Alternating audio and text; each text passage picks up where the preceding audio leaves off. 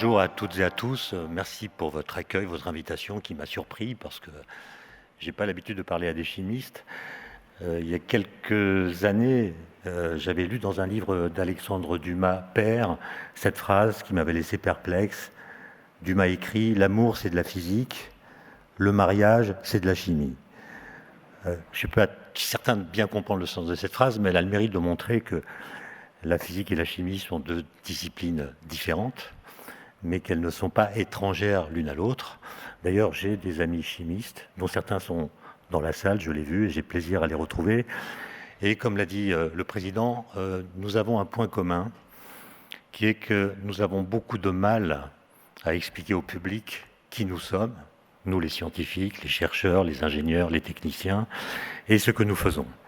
Pour le dire en une phrase, nous avons du mal à faire comprendre ce que Albert Einstein appelait l'érotisme des problèmes. Il y a des questions qui nous travaillent, qui nous passionnent, et cette passion qui nous anime quand nous faisons de la recherche a du mal à percoler, à se distiller dans la culture contemporaine, de sorte que nos travaux sont jugés non pas à partir de ce qu'ils sont concrètement, mais à partir de ce qu'on pourrait appeler leur halo symbolique. Il y a un philosophe des sciences, ou plutôt des techniques, que vous faites connaître parce qu'il est l'un des rares à s'être intéressé à la technique dans les années 70, c'est Gilbert Simondon, qui a inventé cette expression halo symbolique pour dire que finalement la technologie est tellement facile d'usage que, contrairement à ce que pensaient les philosophes des Lumières, elle nous détourne des principes scientifiques qui la rendent possible. Pour le dire en une phrase, plus un objet est complexe, et moins la notice qui l'accompagne est longue. L'iPhone, par exemple, ou un téléphone portable quelconque, est un objet d'une complexité effroyable et il est vendu sans notice. De sorte que les technologies sont jugées par ce qu'il appelait le halo symbolique, qui est une sorte de récit dans lequel on insère les technologies, on les connote, on les associe à des discours. Pensez au nucléaire, pensez à la chimie, pensez à d'autres disciplines scientifiques qui sont jugées essentiellement par des images qui ont été formées par le passé.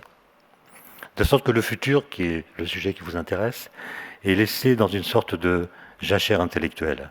Ça vaut pour le nucléaire, les réacteurs de 4e génération sur lesquels nous travaillons, ou bien les SMR, sont des réacteurs qui n'ont pas changé le halo symbolique du nucléaire. Vous-même en chimie, vous préparez l'avenir, ça a été dit. J'étais hier à Strasbourg, j'ai pu entendre une conférence de Jean-Pierre Sauvage, prix Nobel de chimie 2016, à propos des nanomachines, travaux absolument passionnants, qui n'ont pas beaucoup d'écho dans le champ médiatique et même dans l'enseignement. De sorte que nous avons beaucoup de mal à faire comprendre ce que Einstein, que je citais, appelait l'érotisme des problèmes, et ça pose un problème presque politique, qui vient du fait que la culture scientifique a du mal à s'imposer, et d'après les sondages qui ont pu être faits, elle est même en train de régresser. Et donc là, il y a un défi pour demain, justement, c'est comment une société comme la nôtre peut décider du type de compagnonnage qu'elle souhaite effectuer avec les nouvelles technologies. Personnellement, j'ai jamais eu de très bonnes notes en chimie, je dois le dire. J'ai même eu une note éliminatoire dans une école, dans le concours d'entrée d'une école prestigieuse. Mais la chimie m'a donné le goût des anagrammes. Voilà. Parce que finalement, une anagramme, c'est changer la place des lettres dans un mot, de la même façon qu'une réaction chimique change la place des atomes dans les molécules. Et donc on pourrait dire que l'anagramme est au langage ce que la chimie est aux atomes. Et évidemment, c'est toujours par hasard qu'on trouve une anagramme, et l'anagramme qu'on trouve n'a pas de signification particulière.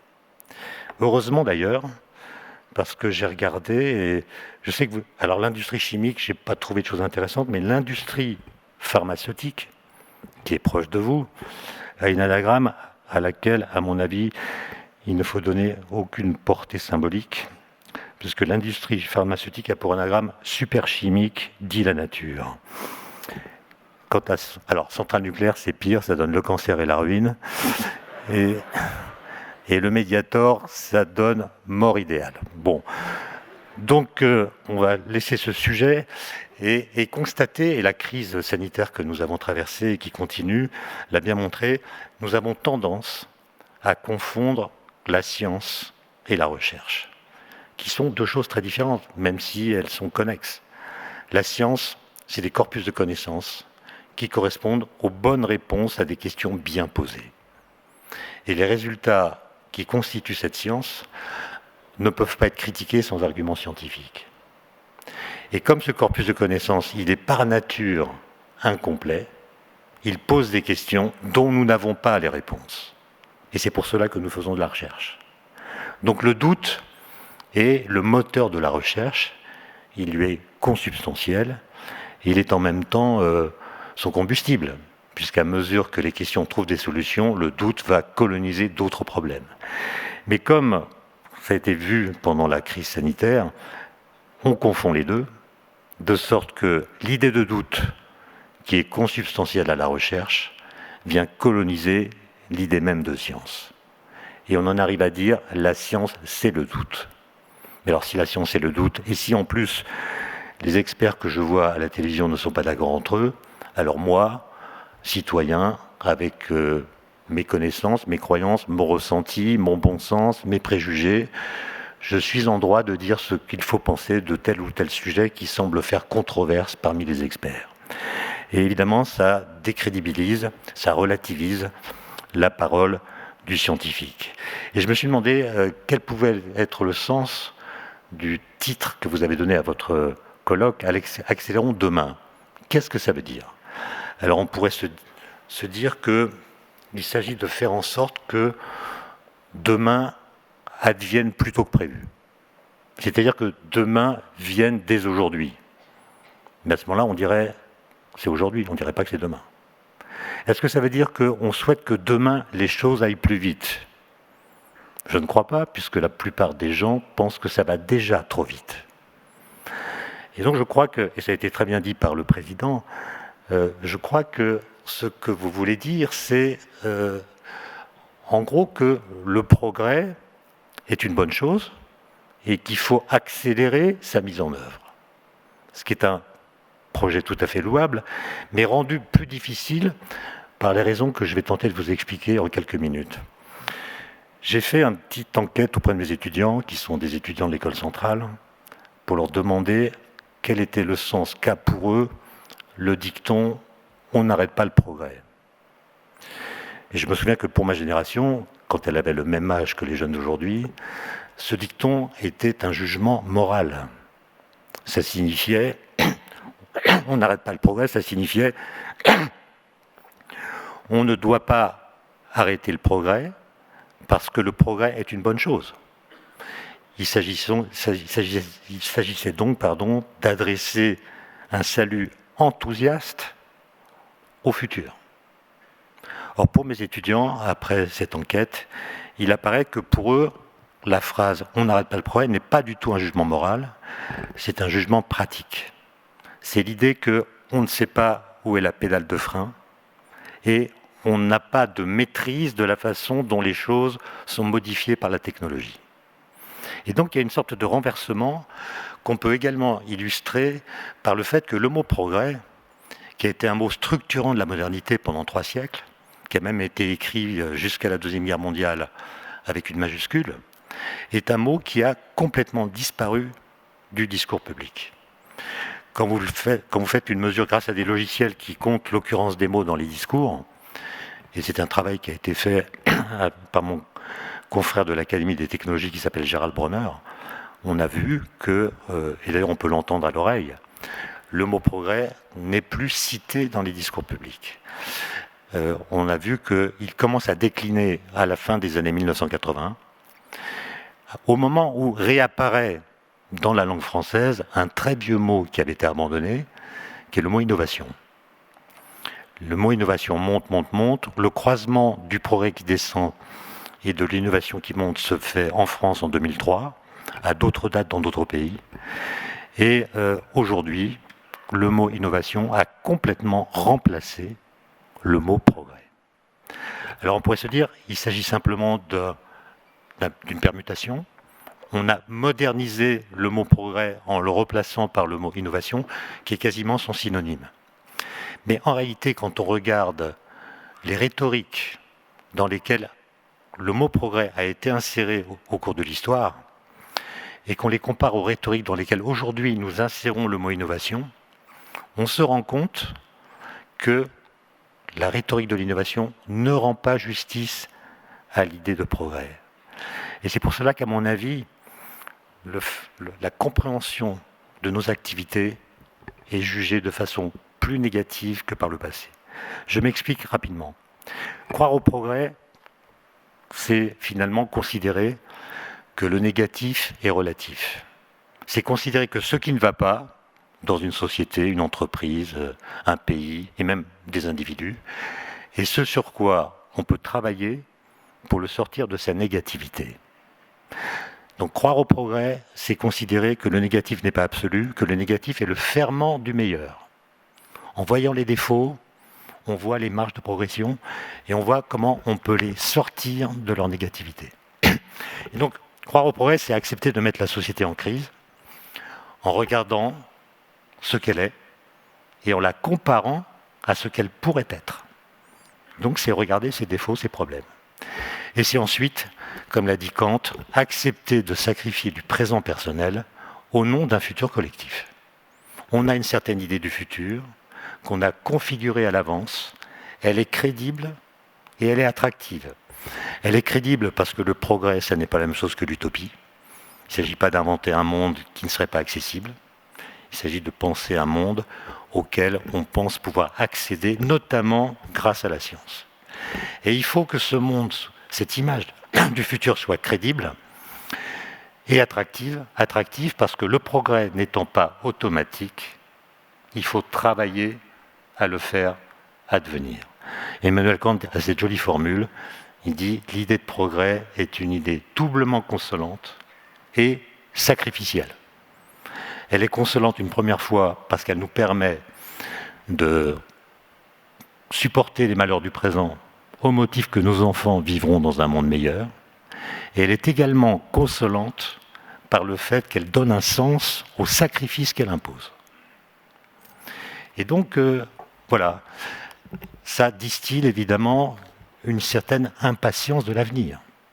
Et « Accélérons demain » est un slogan qui me semble traduire d'une façon inédite, je crois, cette impatience que nous avons du futur, analogue à celle que ma génération pouvait ressentir dans les années 70. Dans les années 70, on nous parlait tous les jours de l'an 2000. Comment on allait voyager, communiquer, travailler, de sorte que ce monde qui nous était présenté permettait à chacun d'entre nous de tracer une ligne, une trajectoire individuelle, nous connectant du présent où nous étions vers ce futur qui nous était représenté aux deux sens du terme. Il était dessiné sous forme de bande dessinée et il était mis dans notre présent. Le futur était mis dans notre présent. Au point que certains de mes camarades étaient impatients de vieillir. Ils disaient, mais qu'est-ce qu'on est là à glander dans le temps, dans le présent, vivement le futur. Aujourd'hui, les sondages montrent qu'il n'y a aucune impatience du futur. Personne n'a envie d'être projeté grâce à une capsule temporelle en 2050 sans garantie de pouvoir rentrer en 2021. D'accord ? Et c'est cette inversion que traduit le changement du sens de l'expression « on n'arrête pas le progrès ». Et donc il est important, me semble-t-il, et c'est ce que j'ai ressenti du discours de votre président, de soumettre l'idée de progrès à elle-même. Parce que finalement, si vous croyez au progrès, vous devez faire progresser l'idée de progrès. Faire progresser l'idée de progrès, ça veut dire prendre, étudier, critiquer, analyser la façon dont cette idée a été pensée par les philosophes des Lumières, qui étaient des grands naïfs, et de voir comment la suite de l'histoire a dénoncé certaines de leurs naïvetés. Et donc de retravailler cette idée pour qu'elle devienne féconde, intéressante, crédible. Et quand je disais tout à l'heure que l'innovation, pas l'innovation elle-même, mais nos rhétoriques sur l'innovation ne rendent pas justice à l'idée de progrès. Voilà ce que je voulais dire. L'idée de progrès s'appuie explicitement sur l'idée d'un temps qui est constructeur. Le temps qui passe est notre allié. Il est complice de notre liberté et de notre volonté. Et c'est l'image que nous avons du futur qui détermine nos actions présentes. Quand vous regardez maintenant les rhétoriques de l'innovation, c'est tout à fait autre chose. Je n'ai pas le temps ici de faire l'histoire du mot innovation. Je donne simplement quelques dates ou quelques moments très particuliers de cette histoire. Le mot innovatio, en bas latin, pour autant qu'on puisse en juger, est apparu au XIVe siècle dans le vocabulaire juridique. Une innovatio désignait à l'époque ce qu'on appellerait aujourd'hui un avenant à un contrat. Un contrat a été signé, quelque chose a changé dans la périphérie du contrat, et on rédige un avenant pour que le contrat demeure valide. Autrement dit, on fait quelque chose qui permet que le contrat n'a pas changé, demeure valide. Donc l'innovation, dès le début, est associée à un principe de conservation. Ensuite, le mot circule dans le champ politique. Chez Machiavel, par exemple, dans Le Prince, il est dit « Le prince, quand il a le pouvoir, ne doit pas faire d'innovation politique. Il ne doit en faire que si son pouvoir est menacé. » Encore une fois, l'idée de conservation. Le mot est associé à la technique seulement au XVIIe siècle par un philosophe anglais qui s'appelle Francis Bacon, qui a écrit un livre en 1625 intitulé « Essais et conseils civils et moraux », dans lequel il y a un chapitre qui s'intitule « L'innovation ».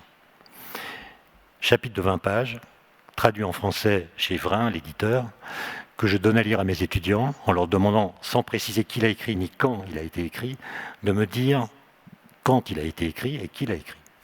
Et ils me disent, ça doit être un article d'Alain Minc de la semaine dernière, ou de Jacques Attali, ce qui est une très mauvaise nouvelle.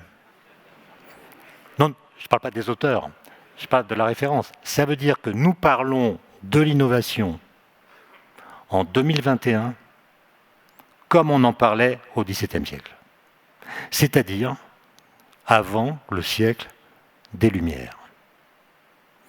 Que dit Francis Bacon dans ce papier? Que le temps qui passe est corrupteur.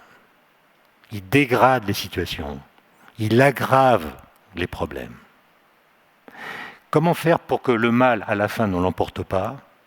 Par l'innovation technique, qui ne doit pas être trop rapide, car si elle est trop rapide, elle est perçue par la population comme une étrangère. Elle est rejetée.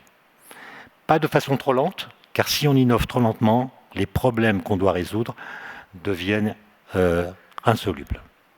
Il dit donc qu'il faut innover au rythme du temps, et c'est l'état critique du présent qui détermine ce que doit être le rythme de l'innovation.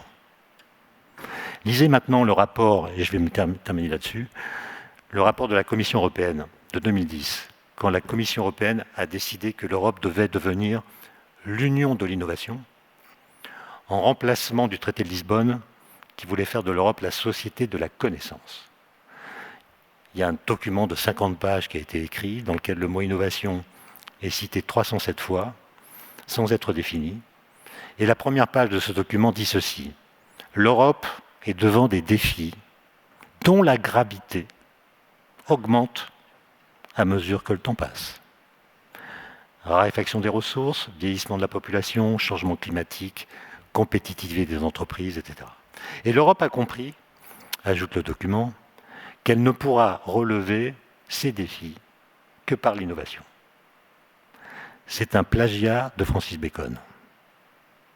C'est-à-dire que c'est un discours qui s'appuie sur l'idée que le temps est vecteur de malheur si on ne fait rien. Et donc, au lieu que ce soit une certaine idée du futur qui détermine nos actions, je ne parle pas des actions elles-mêmes, je parle du discours dans lesquels nous les insérons, eh bien, c'est l'état critique du présent qui légitime l'innovation. Et je pense que pour les jeunes générations qui sont très représentées ici aujourd'hui, il est important que ma génération arrive à proposer pour le futur une perspective, non pas une prospective ou une prédiction, Il ne s'agit pas de prédire le futur, mais de déterminer une orientation à long terme qui donne un sens positif à nos actions. Car il ne faut pas oublier que l'anagramme de l'idée de progrès, c'est le degré d'espoir. Je vous remercie pour votre attention.